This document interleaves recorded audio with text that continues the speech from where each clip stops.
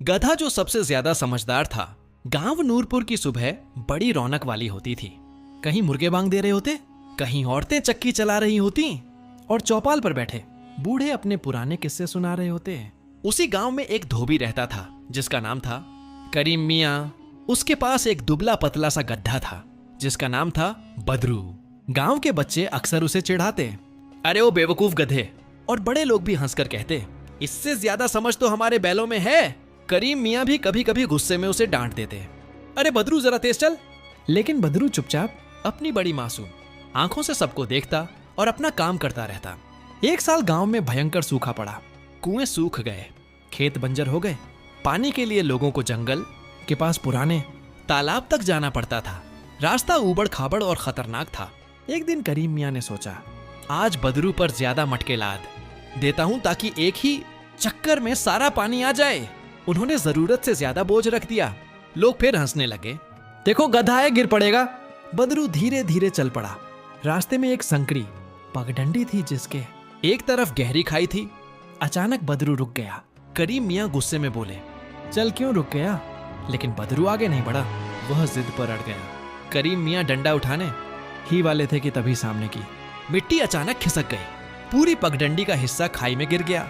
अगर बदरू एक कदम भी आगे बढ़ता तो दोनों खाई में गिर जाते हैं। करीम मियाँ के हाथ से डंडा गिर पड़ा। उनकी आंखों में डर और हैरानी थी।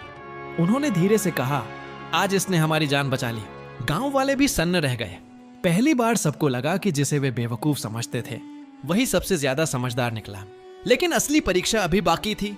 कुछ दिनों बाद गांव के अनाज घर में रात को आग लग गई। चारों तरफ अफरा तफरी मच गई। पानी बहुत कम था। तभी बदरू जोर जोर से रेंकने लगा और खुद ही जंगल की ओर दौड़ पड़ा। लोग समझ नहीं पाए। कुछ बच्चे उसके पीछे चल दिए। बदरू उन्हें तालाब के पीछे की एक छोटी सी झील तक ले गया जहां अभी भी काफी पानी बचा था। गांव वाले वहां से पानी लाए और आग बुझा दी। उस दिन के बाद किसी ने बदरू का मजाक नहीं उड़ाया।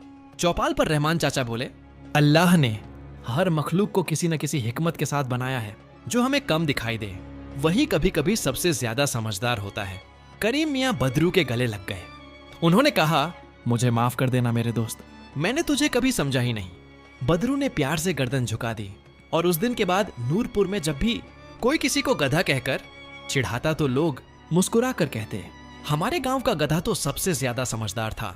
दोस्तों, इस कहानी से हमें यही सीख मिलती है कि किसी को छोटा मत समझो। अक्ल अक्सर खामोशी में छिपी होती है। अगर आपको ये कहानी पसंद आई हो और आप ऐसी ही दिल को छू लेने वाली और मजेदार कहानियां सुनना चाहते हैं तो अभी हमारे चैनल को सब्सक्राइब करें। मुस्लिम स्टूडियो 50x को जरूर सब्सक्राइब करें। आपका प्यार और साथ ही हमारी असली ताकत है। जल्दी मिलेंगे एक और शानदार कहानी के साथ।